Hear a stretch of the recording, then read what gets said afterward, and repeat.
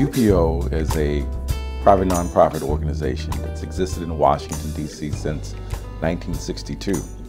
We were actually created by the Ford and the Meyer Foundations as a part of President Kennedy's effort to address juvenile delinquency and the need for employment strategies in urban settings. UPO has evolved over the years, and for its first 10 years, its major focus was human service development in the capital region. And so the creation of the human service infrastructure for Arlington, Virginia, Prince George's County, Maryland, Montgomery County, Maryland, was all a part of its initial emphasis of this organization. And in fact, when the War on Poverty was created, UPO created the community action agencies in each of those jurisdictions.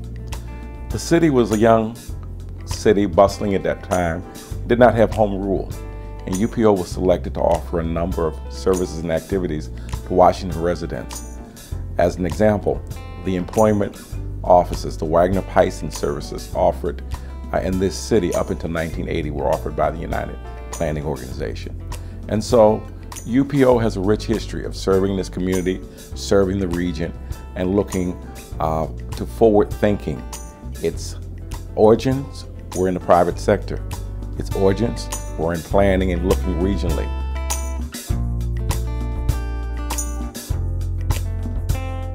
To be perfectly honest, I didn't know what UPO was all about. I didn't know what our mission was. But once I got here and learned it, it was dear to my heart because I felt like I was one of those persons who needed the help that UPO is giving the community, helping you become self-sufficient, helping you to grow as a professional. And that's what I found at UPO, because watching a person become self-sufficient was something that always made me just think this is what life is all about. This is the purpose that we have, to help people, to help them grow.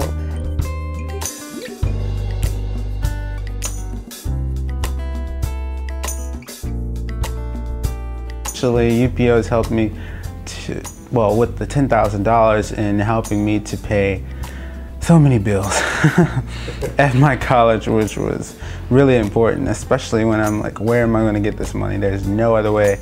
I mean, I could have taken out loans, but it was important for me to have that $10,000 scholarship from UPO to not have that many loans, or as many loans.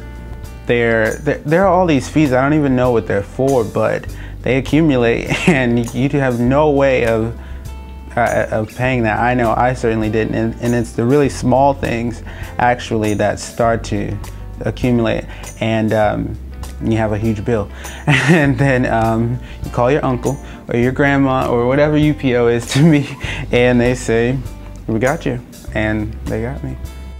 When you believe in the philosophy that a person has dignity and has worth, then you believe that you can help people to help themselves. You also believe that you have to be driven to help people. UPO has staff that are dedicated to helping people to help themselves so they can be a good neighbor. If you are dedicated to helping people help themselves, then you're going to be that good neighbor. And UPO has definitely done that for the Washington community and for those who find themselves in poverty. The future of UPO is expansion into all quarters of the city. We've traditionally been known as an agency that supports the low income, and that really has been our traditional focus. But as the city changes and expands, UPO will change and expand with it so that the new Washingtonian, if you will, who's coming into the city with new resources, new opportunities to volunteer with us, we want to attract those people so that we are an agency that is serving all Washingtonians through services, through partnership, and through the stewardship of communities' resources.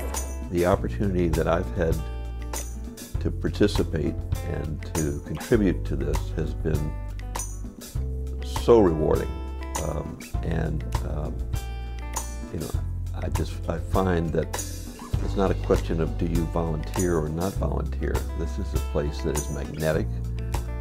and is facing some very interesting challenges, some very key sort of events, such as how do you behave in an era when government support is diminishing? How do you adjust your goals, your strategies? Those kinds of issues, while we continue to serve in so many respects large parts of Washington, it's an opportunity. It's not a why do you do that? Why do you have to do it? This is an opportunity, and it's so rewarding. Each time I come over here, each time I have a communication with the UPO, each time I talk to people about UPO, that I feel that I'm the lucky one. I met UPO, and the exchange and the participation have been a tremendous give back to me. I thought I was coming here to give back. It's been more of a give back to me. And as we enter into our 50th year, we have to go back to our origins. Among the things that we're going to be looking at is the fact that in a city that's changing so rapidly, and in an era where media and the dynamics of branding have changed radically, you're going to see us talk more and make more of a public presence of our organization. There are more people that need to know about us because there are plenty of willing partners that we haven't reached out to. And so our intent is to do that, to find new friends and new opportunities to grow the organization and increase the knowledge of the good that we do in this community.